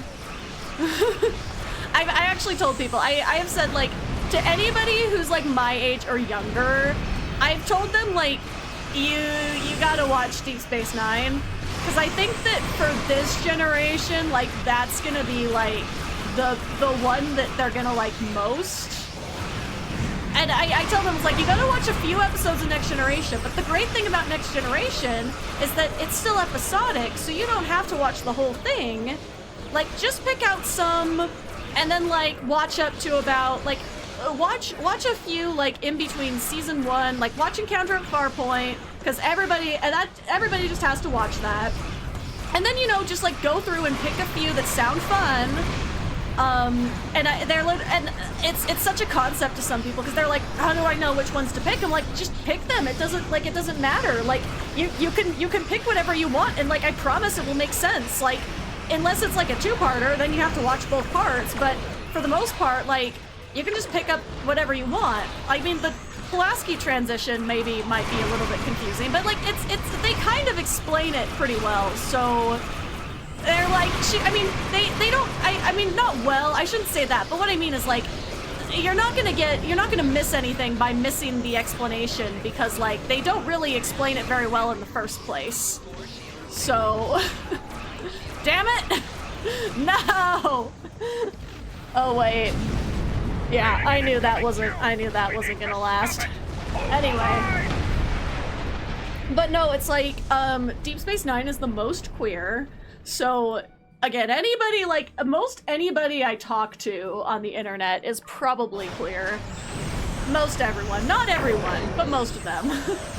So it's like, there's that. And it has the least, like, Berman influence, so it's the least, like, gross. You know, you feel me? And it's not as, like, stiff as Next Generation, so I think it makes it a little bit easier for you know, the younger crowd to get involved in.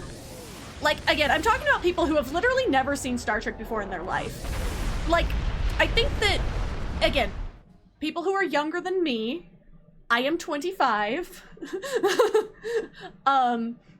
people who are younger than me aren't gonna, like, I just don't think, like, we're not at the point where we're gonna get people to just pick up, original series for the most part, or anything like that, unless you, like, prime them with all of the fandom lore first. If you go in and tell them, okay, so this is the ship, this is the other ship, and that, like, if you go into it with that, then you might get people interested in original series. But just to go watch it, like, straight, like, of their own free will, I rarely do I see that happen with people, again, under a certain age. Because, like, the thing is, like, I grew up with this, so it's different for me. Like, it's like a fundamental part of my life. But for newer people, I think that, oh god, I got an injury, didn't I? Okay, you know what? I'm going on space dock to just fix that really quick.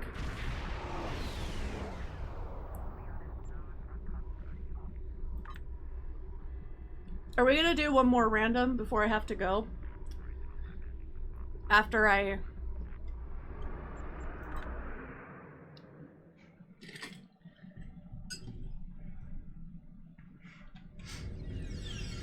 Well, and that's the thing too, is it has, like, people who are used to watching TV from this era, this generation, like,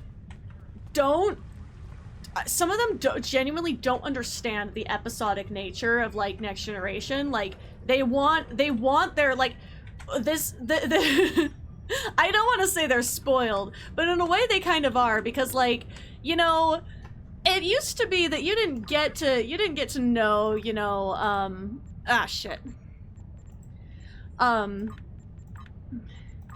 It used to be like you didn't get to know, like, you know, what like arc these characters have gone through, because, like, I mean, original series, like, god, the order they shot them in isn't the order that they aired, you know? But and that's the thing too, is I can understand there is, like, something, there is maybe a little something about every captain. But Picard, I also think Picard is very hard to dislike, personally. Like, you'd have to really dig to find a reason to dislike Picard that's not, like, based off of, like, very hyper-specific decisions he's made, you know?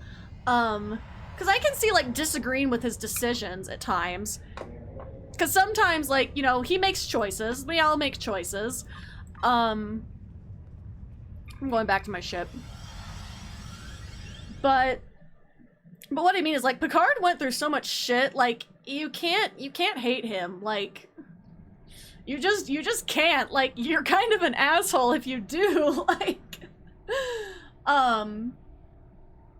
yeah, I mean, but that's the thing, is, like, you really can't fault him for what he does in season 1 for the most part. Like season 1 is just awkward. It's not like they're bad. They don't come across as, like, bad characters or bad people at all. It's kind of interesting how it works like that. But yeah, I don't know. It's interesting. And I think the big thing about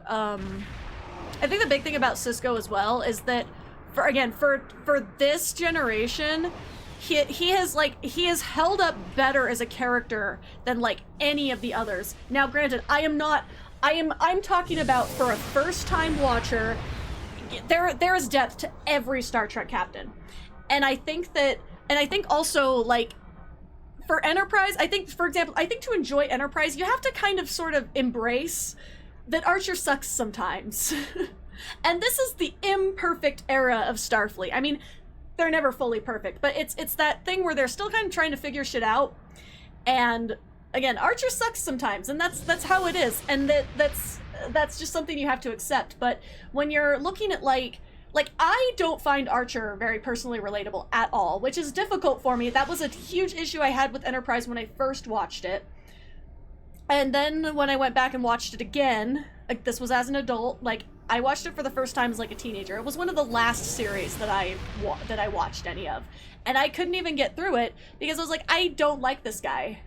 Like, I just really don't, you know? And then as an adult, I went back and watched it. I was like, okay, you know, I don't like Archer. I'm just gonna, you know, accept that and sit with it. and then I'm gonna watch Enterprise. And I'm just gonna not think about that I don't like Archer. I'm just gonna say, okay, I don't like him. That is what it is. So let's look at all these other people in the show. And I was like, okay, all these other people are great. Trip Tucker, like, that's my man right there. Like, he's like, and I get why people wouldn't like him. Like, I get why he would be controversial, but I'm like, in some of the episodes, like, he is directly, like, staring down his commanding officer and saying, you are fucking wrong! Like, you cannot tell me, now, okay, I don't know if Trip Tucker would say fuck, but he gives that vibe, you know? He probably does say fuck. Well, he's from Florida, so... He's like, the only, that's like Florida's only redeeming quality. I mean, they got Trip Tucker.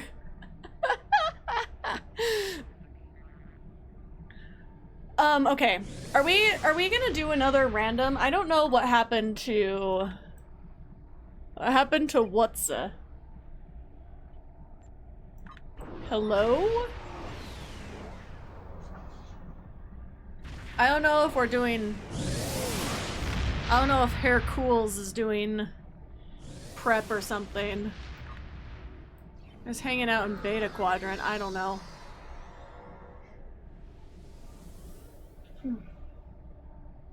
I liked to see a government in Shrek that's functional, doesn't evolve backwards a few centuries.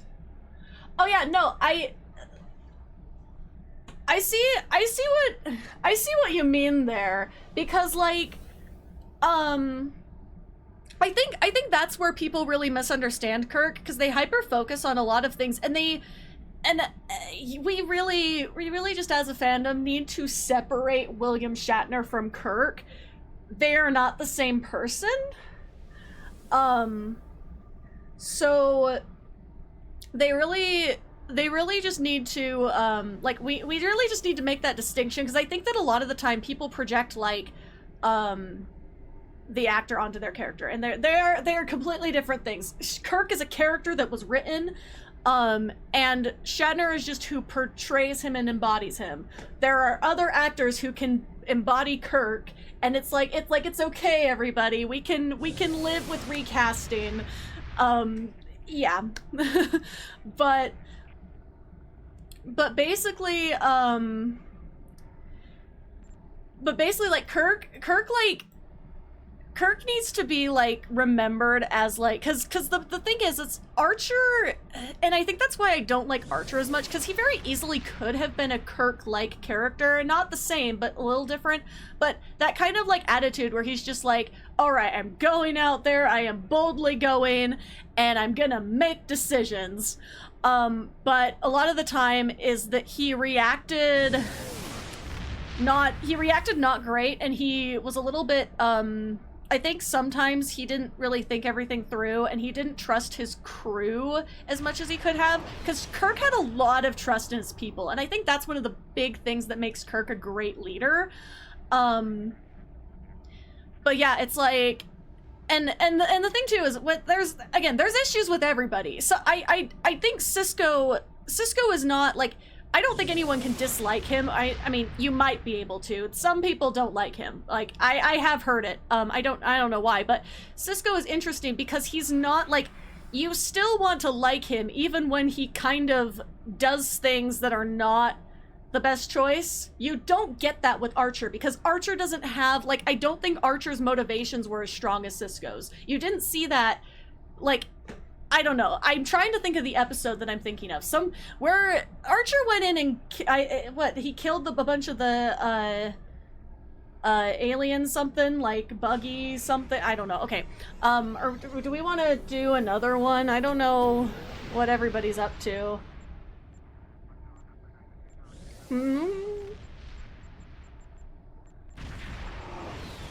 Sorry, I got on another Jazi rant. Okay, yeah, like I said, I literally, like, I only have a little bit longer I can stay on stream, so, like, this will probably be the last one.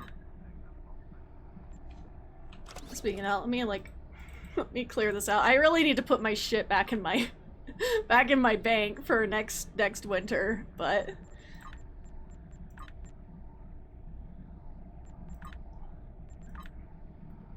oh hell no. Wait, that's what am I thinking of the right one? Oh yeah. Yeah, I'm thinking of that one.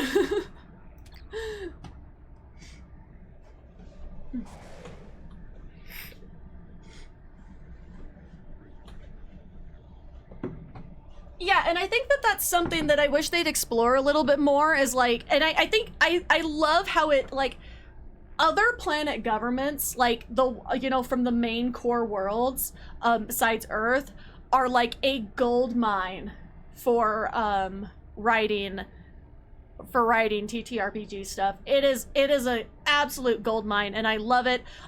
Right now I'm working on a Utopia Planitia thing, and that's very interesting because I like started to form the cracks in the scientific like everything. Oh god. We are going to I'm sure Pope is really happy right now.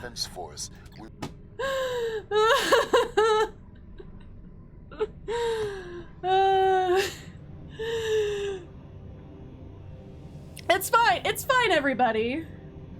It can, gravity kills can be okay.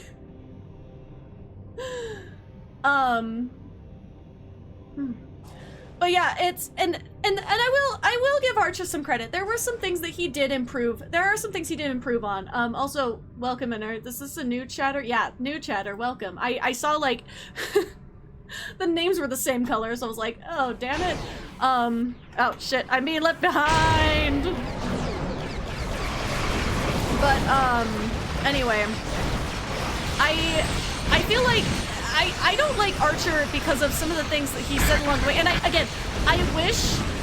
understand why he didn't put trust in his crew, but I wish, like, he would have trusted the crew a little bit more. Like, he needed to have more faith into Paul.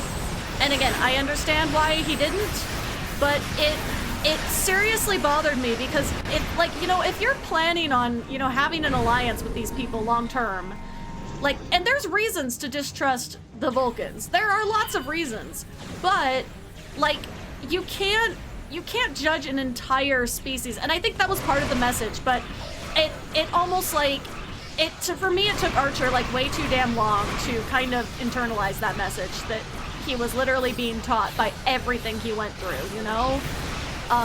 It's just like, I get that it's nitpicky, but yeah, I don't know. He kind of just doesn't do it for me, and it's fine. Like, I'm not gonna say you can't love Archer. I know plenty of people who love Archer. I just do not, and it's okay. We can have different opinions. But basically,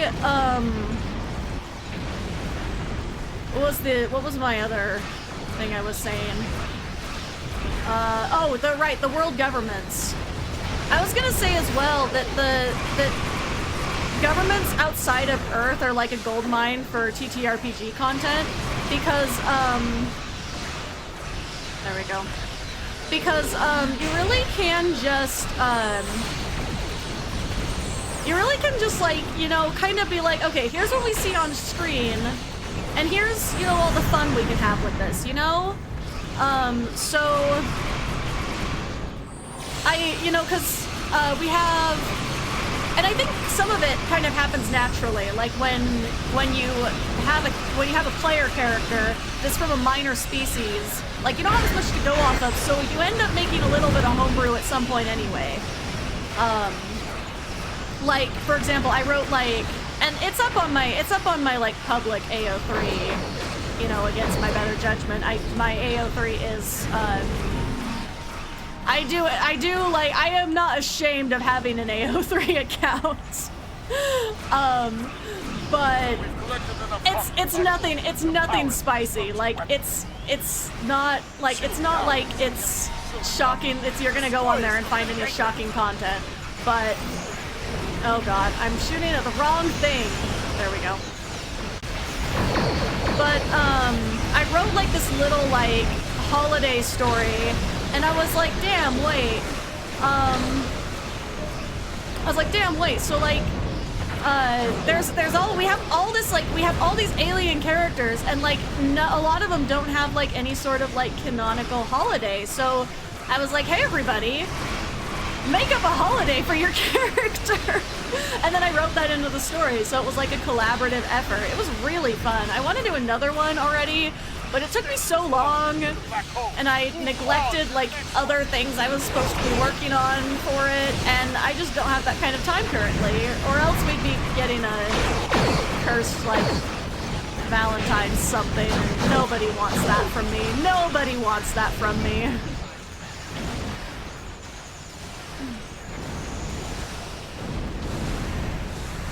Oh god.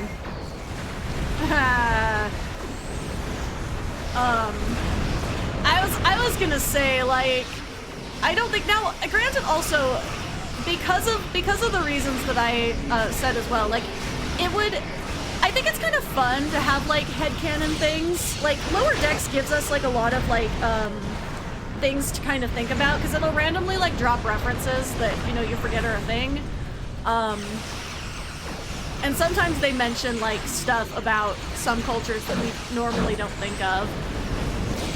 But in terms of like the details and stuff, like it's fun to make your own stuff. Like that's what makes this fandom a lot of fun. But and I kind of lost track of chat, so I apologize. Oh shit.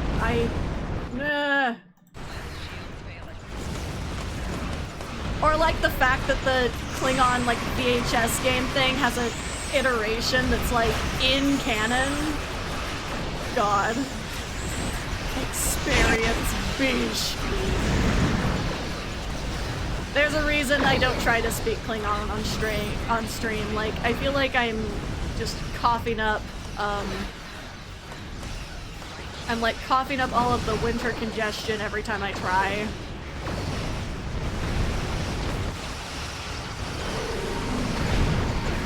Did I not get it? Where? I don't even see it. There's too much shooting.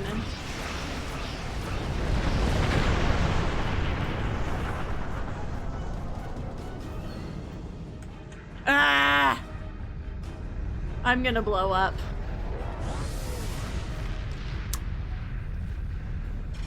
Hey, where's my "that's pretty dense"? I didn't hear "that's pretty dense." Is it broken?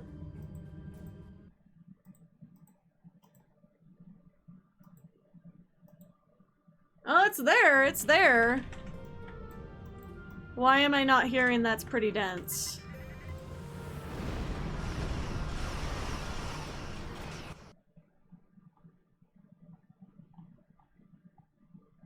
Let me try it on my end.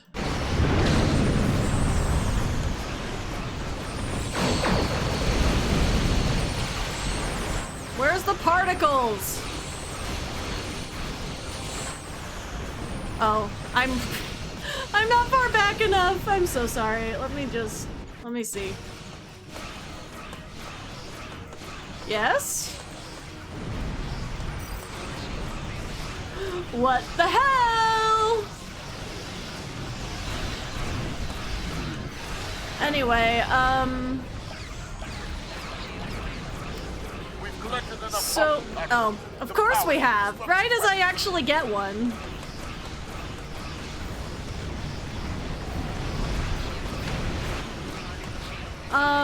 I don't know why that's not working. I will have to check on that.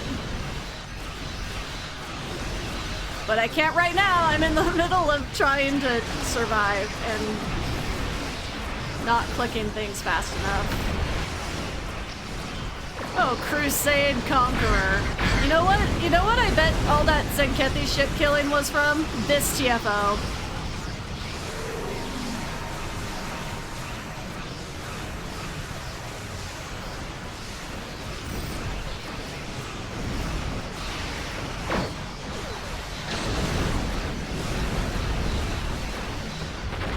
Damn it! I wasn't even paying attention. This fucking TFO! Oh, that's fine. While I'm going... Oh, of course, I got another injury. Where's my... Station has fallen into the black. To the next one.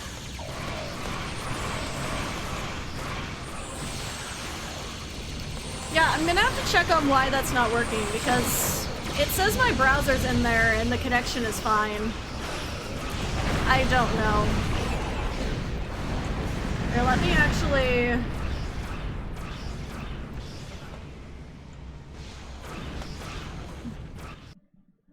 gonna try to shoot that, but... I think I can... Yeah, let me check on it. I think afterwards I can refund your points somehow. Let me check on that. Before I go into the event horizon again. Why can't I turn that way? Sorry, I'm coming back. This is the struggles of trying to stream.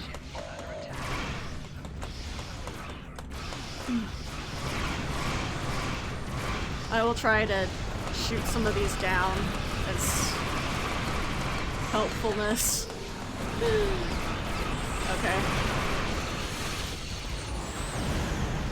Does your red alert sound unique?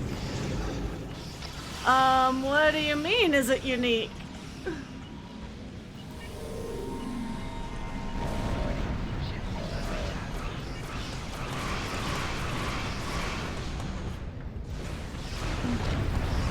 Oh, I hate this.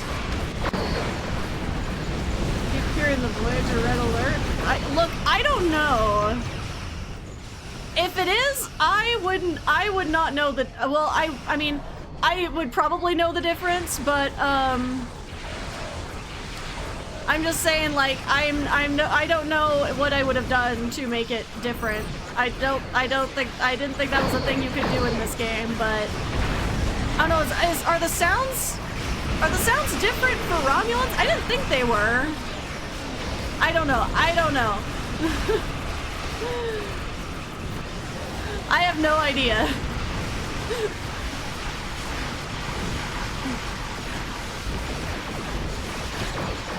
Keep forgetting your Romulan. Okay, well, that might explain it.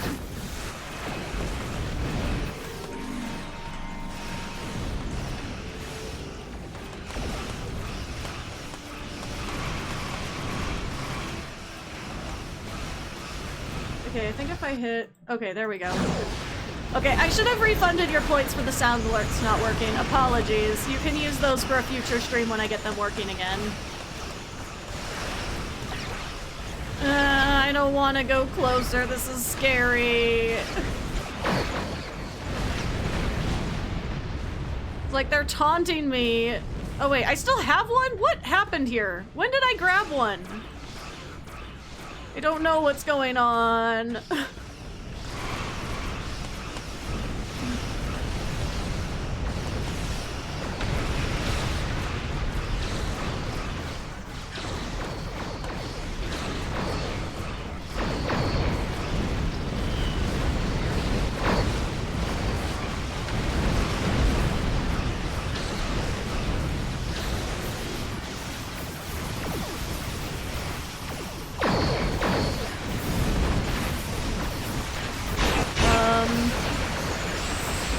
There we go.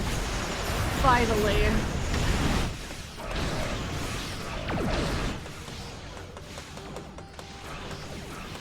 We're almost done.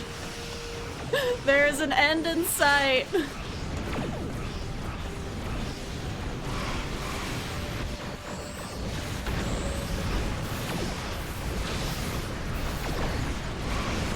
collected enough pocket particles to power these weapons. Ah! Captain vicinity gamma. Take out the Davidic anchors. Fuck. I'm gonna die again, and I don't know where it's coming from.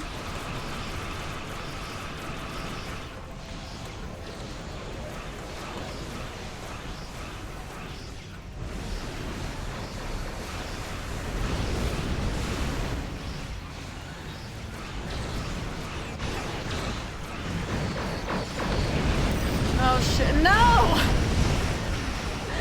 Not again!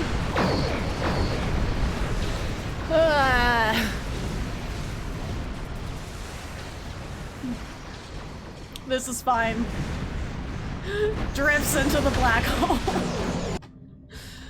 God, this last station is like so anxiety inducing. Like you get so close to it, and for what? Okay, there's the dreadnought. Let's go. But where is the dreadnought coming? Oh, I wasn't even processing that there was an ad going on. Welcome back everyone, I guess. Where's the dreadnought? Oh. I'm not paying attention. This is why my streams are only 2 hours.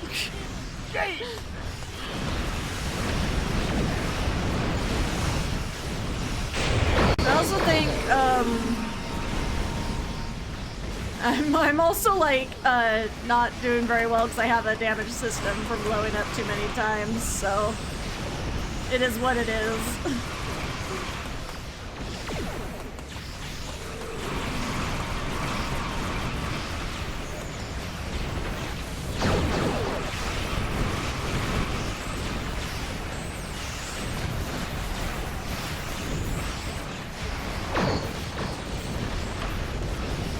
Well,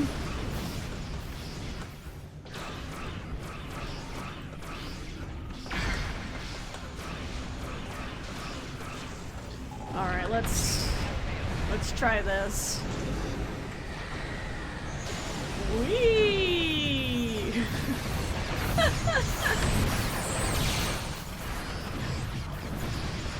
Zap, zap, zap. You know, sometimes I do miss flying around in the jellyfish ship. I didn't really use it for that long. I only used it for a little bit when it first came out, but sometimes I miss it. Like, I did have a tune that I was like trying to start a build with it, but I didn't really go anywhere because I never play on my Vulcan. But now that Vatra's actually like getting some decent stuff on, eventually I'll have to like start kind of building up another tune as well. But I like to complete the story with each of my mains. Like it's just something I like to do. So eventually, all right, I am leaving the team because it is time for me to get offline for now and go back to my sewing. So, who's online? Please, somebody be online. Oh, lots of people doing Star Trek Online. Pro tip, don't die.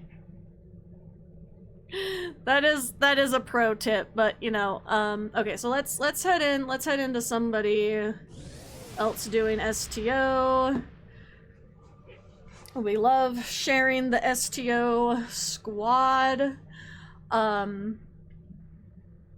But yeah, thank you everyone for joining me for some Cursed TFOs. I'm thinking next time I really need to run some story. I keep saying too that I'm going to do the Forbidden Janelle Sky cosplay stream where I run through the story with commentary that is in character to that tune, because it's like, I mean, I play her in RPG games all the time, so I was like, you know, why don't I come share that? Like, why not, you know? But yeah, anyway, thank you so much everyone for joining me. All of my links are below, and yeah, enjoy those. Join my Discord if you are feeling extra enthusiastic, I guess. All right, bye everyone. Stick around for the raid.